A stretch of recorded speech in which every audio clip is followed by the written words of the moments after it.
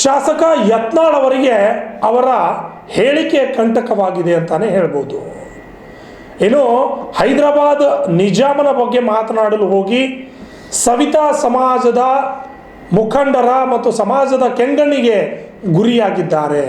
ಈ ಹಿನ್ನೆಲೆಯಲ್ಲಿ ಕಲಬುರಗಿ ನಗರದಲ್ಲಿ ಸವಿತಾ ಸಮಾಜದಿಂದ ಪ್ರತಿಭಟನೆಯನ್ನು ಮಾಡಿ ಸವಿತಾ ಸಮಾಜದ ಮುಖಂಡರು ಆಕ್ರೋಶವನ್ನು ವ್ಯಕ್ತಪಡಿಸಿದ್ದಾರೆ.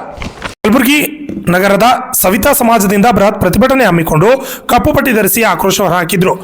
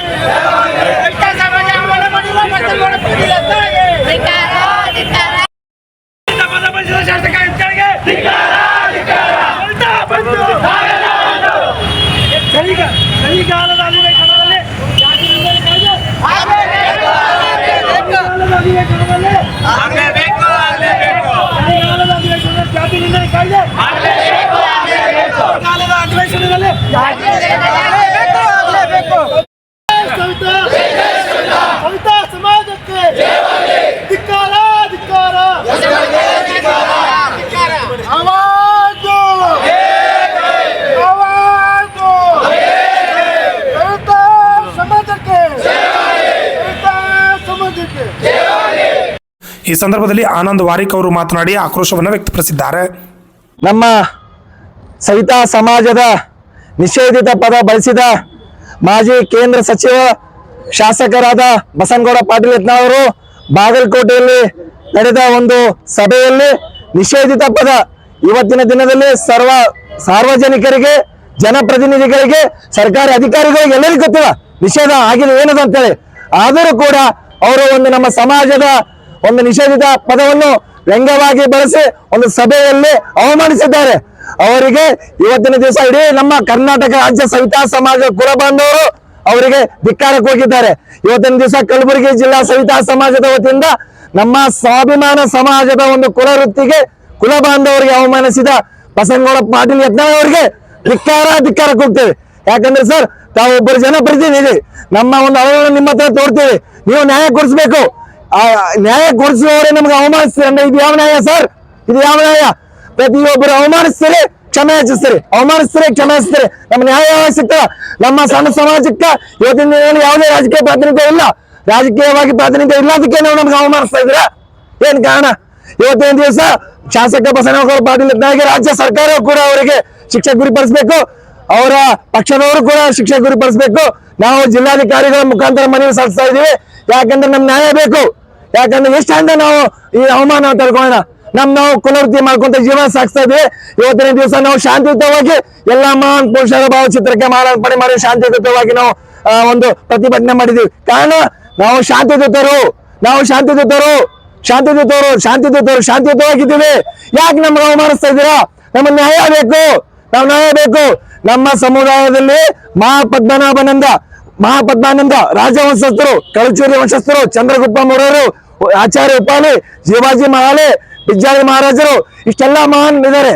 ಯಾಕೆ ನಮ್ಮ ಇತಿಹಾಸವನ್ನು ಮುಚ್ಚಿಡ್ತಾ ಇದ್ದೀರಾ? ಯಾಕ ನಮ್ಮ ಇತಿಹಾಸ ನಿಮ್ಗೆ ಗೊತ್ತಿಲ್ವಾ? ಇತಿಹಾಸನ ನೋಡ್ರಿ. ನಾವು ಯಾವ ಟೈಮ್ ಯಾವ ರೀತಿ ಇದ್ದೀವಿ, ಯಾವ ರೀತಿಯನ್ನ ಬೆಳೆದು ಬಂದಿವೆ.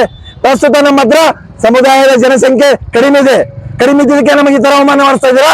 ಇಲ್ಲ ಸರ್, ನಾವು ರಾಜ್ಯಾದ್ಯಂತ 20 ಲಕ್ಷ ಜನಸಂಖ್ಯೆ ಇದ್ದೀವಿ. 20 ಲಕ್ಷ ಜನಸಂಖ್ಯೆ ಇದ್ದೀವಿ.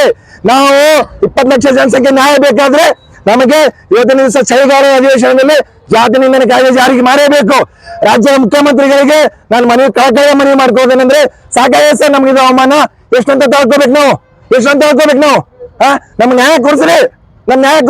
ಚಳಿಗಾಲ ಅಧಿವೇಶನದಾಗ ನಮಗೆ ಆಂಧ್ರ ಪ್ರದೇಶದಾಗ ಜಾರಿಗೆ ಆಗ್ಯದ ಕಾಯ್ದೆ, ನಮ್ಮ ಕರ್ನಾಟಕದಲ್ಲೂ ಮಾಡ್ರಿ.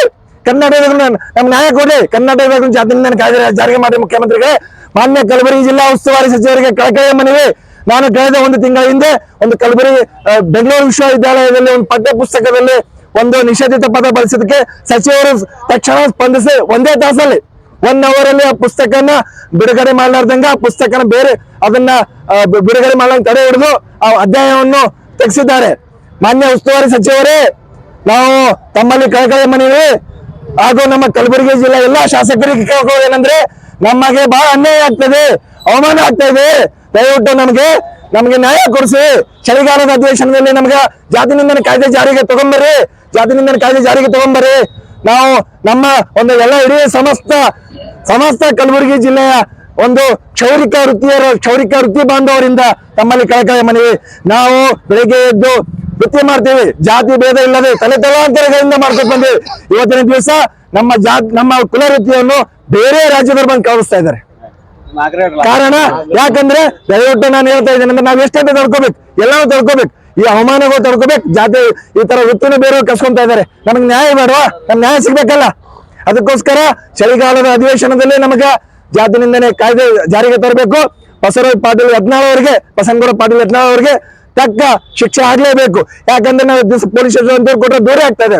10 ವರ್ಷಗಳಿಂದ ನಾವು ಎಷ್ಟೋ ಜನಪ್ರತಿನಿಧಿಗಳು ದೂರ ಕೊಡ್ಕೋಬೇಕು, ಇಲ್ಲಿ ತನ ಅದಕ್ಕೆ ಯಾವುದೋ ಫಲ ಸಿಕ್ಕಿಲ್ಲ. ನಮಗೆ ನ್ಯಾಯ ಕೊಡಿಸಿ. ಬಸನಗೌಡ ಪಾಟೀಲ್ ವಿರುದ್ಧ ನಾವು ಧಿಕ್ಕಾರಕ್ಕೆ ಹೋಗ್ತಾ ಇದ್ದೀವಿ. ದಯವಿಟ್ಟು ನಮಗೆ ಅವ್ರು ನ್ಯಾಯ ಕೊಡೋರೆ ನಮ್ಗೆ ಅವಮಾನಿಸ್ತಾ ಇದ್ದಾರೆ ಅಂದ್ಮೇಲೆ ಅವರಿಂದ ನ್ಯಾಯ ನಮ್ಗೆ ಯಾವ ರೀತಿ ಸಿಗ್ತದೆ? ಮಾನ್ಯ ಮುಖ್ಯಮಂತ್ರಿಗಳು ರಾಜ್ಯದ 224 ಎಲ್ಲಾ ಶಾಸಕರಿಗೆ ಕೇಳ್ಕೋಬೇಕಂದ್ರೆ ನಮ್ಮ ಸಮುದಾಯಕ್ಕೆ ನ್ಯಾಯ ಕೊಡಿಸಿ. ರಾಜ್ಯದ ಎಲ್ಲಾ ಕಡೆ ನಮ್ಮ ಸಮುದಾಯದವರು ಇದ್ದಾರೆ. ನಿಮಗೆ ಕ್ಷೌರಿಕ ವೃತ್ತಿ ಮಾಡೋರೆ ನಮ್ಮ ಸಮುದಾಯದವರು, ನಿಮಗೆ ಕ್ಷೌರಿಕ ಕೇಶ ವಿನ್ಯಾಸ ಮಾಡೋರೆ ನಮ್ಮ ಸಮುದಾಯದವರು. ನಮ್ಮ ಒಂದು ಸಮುದಾಯಕ್ಕೆ ನ್ಯಾಯ ಕೊಡ್ರಿ. ಇವತ್ತಿನ ದಿವಸ ಚಳಿಗಾಲದ ಅಧಿವೇಶನದಾಗ ನಮಗ ಜಾತಿ ನಿಂದನೆ ಕಾಯ್ದೆ ಜಾರಿಗೆ ಆಗ್ಬೇಕು. Basanagouda Patil. Bureau report RJ32 Kannada news, Kalaburagi.